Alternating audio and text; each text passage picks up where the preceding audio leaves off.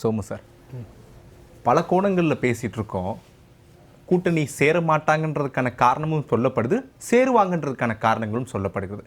TV Somu எப்பயுமே ஒரு விஷயத்தை ரொம்ப வெளிப்படையாக உடைத்து பேசக்கூடியவர். சோமு என்ன நினைக்கிறார்? சேருவாங்களா மாட்டாங்களா?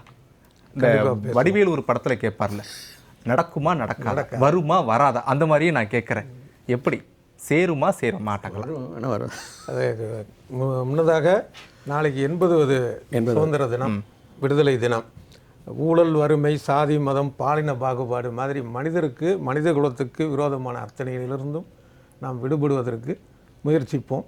நம்மை வாழ்த்துவோம். ஏதோ பொடி வச்சு பேசுகிறீங்க அப்படின்னு புரியுது. இந்த இதுக்கு வந்துடுவோம். அதாவது முதல் விஷயம், திமுக பாஜக கூட்டணி அப்படிங்கிறது இன்னும் ரெண்டு தரப்புலையும் உறுதிப்படுத்தலை. வருமா இல்லையா அப்படின்னு தெரியாது. வர்ற மாதிரி இருக்கலாம், வரும் ஆனால் வராது, வராது ஆனால் வரும். இதுதான் அரசியல் சூழல். இது நம்ம உறுதிப்படுத்தலை. அதற்கு முன்னாடியே தவேகாலேருந்து ஒரு நேரேட்டிவ் உருவாக்குறாங்க. இதில் இல்லைன்னா கவனிக்க வேண்டியது என்னென்னா, தவேகாவுடைய நேரேட்டிவ் தான் முக்கியமான விஷயம். அதாவது திமுக பாஜக கூட்டணி வந்தாலும் அதை நம்ம ஜனநாயக முறையில் தவறு சொல்ல முடியாது. ஜனநாயக முறையில் எது தவறு அப்படின்னா, ஒரு கட்சி தலைவர்கிட்ட நீங்கள் பேசாமல் அதிருப்தியாளர்கிட்ட பேசி பொய்யான ஒரு வாக்குறுதியை கொடுத்து ஆதரவாக வாக்களிக்க வைக்கிறீங்க பார்த்தீங்களா, அதுதான் தவறான அரசியல். அடுத்த கட்சியிலேருந்து நீ ராஜினாமா பண்ணிட்டு வா, நான் பார்த்துக்கிறேன்னு சொல்லிட்டு அவன் பல கோடி செலவு பண்ணி ஜெயிச்சிருப்பான் பாவம், அதெல்லாம் நான் பார்த்துக்கிறேன் நீ வா அப்படின்னு தூக்குறீங்கல்ல, அதுதான் அசிங்கமான அரசியல்.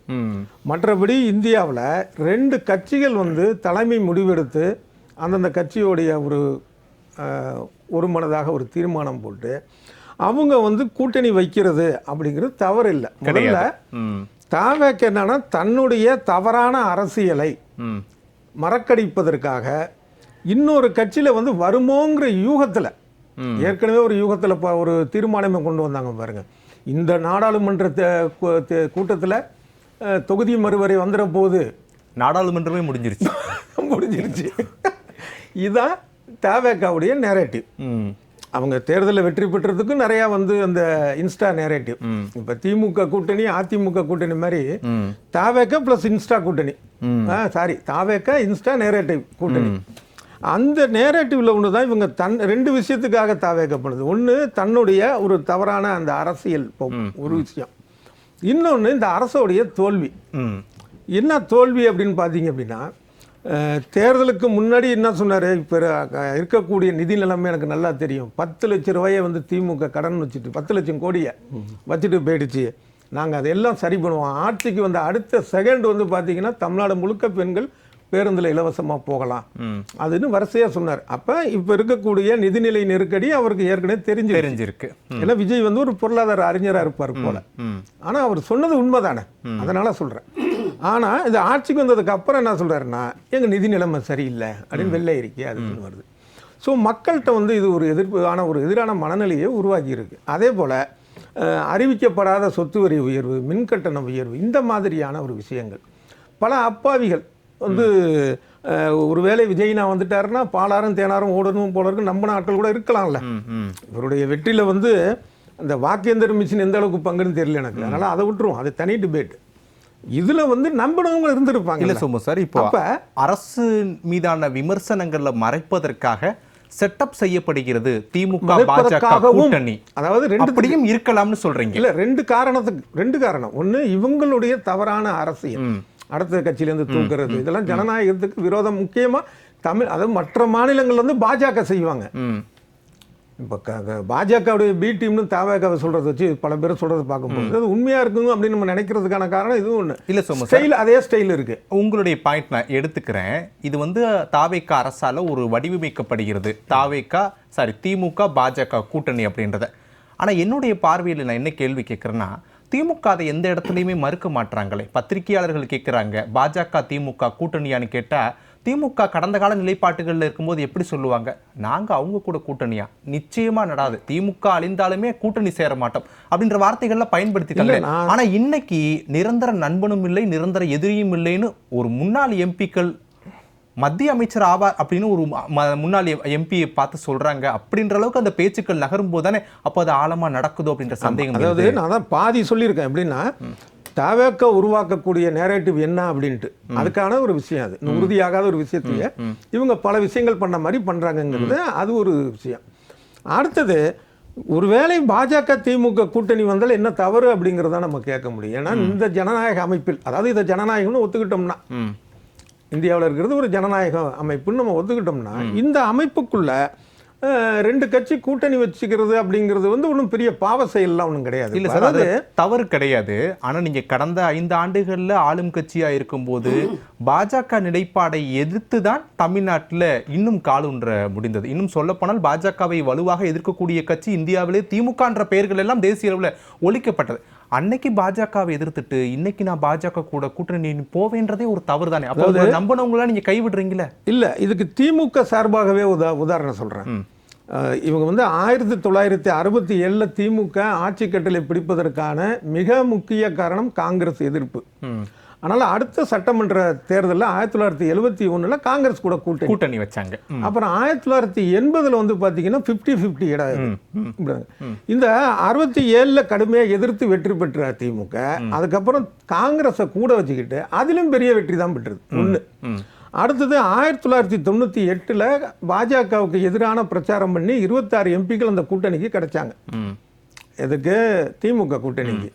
அடுத்த வருடமே பாஜகவுடைய நம்பிக்கை வாக்கெடுப்புல ஆதரிக்குது திமுக. ஏன்னா இடையில வந்து ஜெயலலிதா ஆட்சியை கலைக்கணும் திமுகன்னு சொன்னதை வாஜ்பாய் ஏத்துக்கல, அதுக்காக இவங்க ஆதரிக்கிறாங்க. அப்ப அப்படி நம்பிக்கை தீர்மானம் தோத்து போய் தேர்தல் வரும். அதுலயும் திமுக கணிசமான இடங்கள் கிடைத்தது. ஆக இந்த பிஜேபியே நம்ம எதிர்த்துட்டோம், அதனால வரக்கூடிய தேர்தலில் ஓட்டு கிடைக்காது அப்படின்னு கடந்த கால வரலாறு சொல்லலை. அது ஃபர்ஸ்ட் சொன்னது பல வருடங்களுக்கு முன்னாடி, இது இப்ப சில வருடங்களுக்கு முன்னாடி நான் சொன்ன உதாரணம். தவிர எகன்ஸ்ட் பிஜேபின்னு தேவைக்க விட அப்பப்போ அவர் மானே தேனே பொன்மானே மாதிரி கொள்கையை எதிரிம்பார், அவ்வளவுதான், வேற ஒன்றும் இல்லை. திமுக தான் கடுமையாக எதிர்த்துச்சு. ஆனா மக்கள் வந்து திமுக விட, மறுபடியும் சொல்றேன், வாக்குப்பதிவு இயந்திரத்தை பத்தி எனக்கு தெரியாது, மக்கள் வந்து திமுக விட தேவைக்காக தானே ஓட்டு போட்டிருக்காங்க. அப்ப மறுபடியும் பாஜக வந்தால் மக்கள் ஏன் ஓட்டு போட மாட்டாங்கன்னு சொல்லணும்.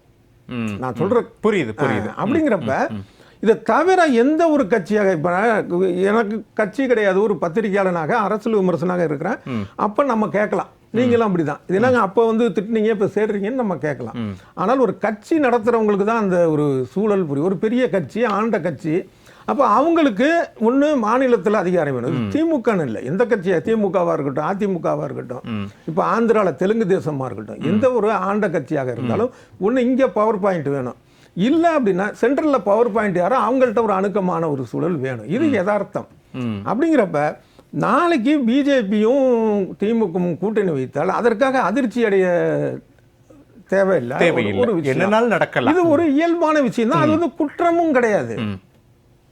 அவங்க எதிராக இருக்கிறப்ப, இப்போ இவர் இதை மட்டும் சொல்லிக்கிறப்ப, வைகோ வந்து விஜய பேசாத பேச்சு இல்லை, அதே மாதிரி திருமாவளவன் பேசாத பேச்சு இல்லை, வன்னியரசு பேசாத பேச்சு, கடுமையாக விமர்சிச்சிருக்காரு தேர்தல் காலங்கள் எல்லாம். முக்கியமா விஜயுடைய திரைப்படங்களும் அவ்வளவு பேசினார். இன்னைக்கு அமைச்சர் ஆயிட்டு என்ன சொல்றாரு, ஜனநாயகம் படத்துல வந்து பெரியார் இருக்கிறாரு, அம்பேத்கர் இருக்காரு, காரல் மார்க்ஸ் இருக்காருன்னு பேசுறாரு.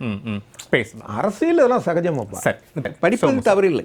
சரிவா, அதாவது இந்த இப்போ சொன்னாங்கல்ல, இப்போ ஊழல் இப்போ இல்லைன்ட்டு, ஒரே வார்த்தை என்னன்னா, ஊழல் இல்லைன்னா பட்டாசு ஆலை விபத்து நடக்காது. வேறு எந்த உதாரணமும் தேவையில்லை. நேற்று கூட 3 பேர் இறந்துருக்குறாங்க. இது எந்த கட்சின்னு சொல்ல விரும்பலை. நான் அந்த ஆலையெல்லாம் போய் பேட்டி எடுத்திருக்கேன், ஏன்னா அது அவசியங்கிறனால அதை சொல்கிறேன். அதில் வந்து எப்போ உயிர் போகும்னு தெரியாது. ஒரு வயது முதிர்ந்தவரை கேட்குறப்ப, என்னங்க இந்த மாதிரி தீ விபத்து இது மாதிரிலாம் இறக்கக்கூடிய வாய்ப்பு இல்லை, வேலை பார்க்குறீங்க அப்படின்னு. வயிற்று தீப்பா அப்படின்னு, வயிற்றெரிச்சலான ஒரு கொடுமை. அது எந்த அரசு வந்தாலும் நடந்துக்கிட்டு தான் இருக்குது, அது தொடர தான் செய்யுது. ஒன்று. அடுத்தது, கடனை அடைப்பது தான் நோக்கம் அப்படின்னு நம்ம சொன்னோம்னா, இந்த அரசோடைய செயல்பாடு அப்படி இல்லையே ராஜா. என்ன பண்ணுறாங்க, இதுக்கு மோதிரம் போடுற தாய்மாமன் சீர்னு 700 கோடிக்கு மேலே பண்ணுறாங்க. அதை மகப்பேறு மருத்துவமனையை டெவலப் பண்ணால் போதும், அவன் கடன் வாங்கிட்டு 2 லட்ச ரூபா செலவு பண்ணி போய் பிரசவத்துக்கு செலவு பண்ணுறான். அந்த மாதிரி இவங்களுடைய செயல்பாடுகள் வந்து கடனை அடைப்பது தான் நோக்கம்னு இல்லை, இன்னும் பல லட்சம் கோடி கடன் வாங்கக்கூடிய ஒரு சூழல்ல இப்பயும் வாங்க ஆரம்பிச்சிட்டாங்க ங்கிறது தான் அதில் இருக்கு. இப்போ நம்ம நிறைவான ஒரு கருத்து என்ன இதுன்னா, இவங்க பக்கம் உள்ள தவறுகளை மறைப்பதற்காக மறுபடியும் நான் சொல்றதுன்னா, இப்ப திமுக மீதானதை வழக்கம் போல் நேரேட்டிவ் பண்ணி திருப்புறாங்க. அதே நேரத்தில் திமுக பாஜக கூட்டணி வந்தாலும் அதை குறை சொல்வதற்கு இல்லை. இதுதான் ஜனநாயகம். ஒரு சினிமா படத்துடைய தலைப்பு நான் சொல்றேன், இதுதான்டா ஜனநாயகம்.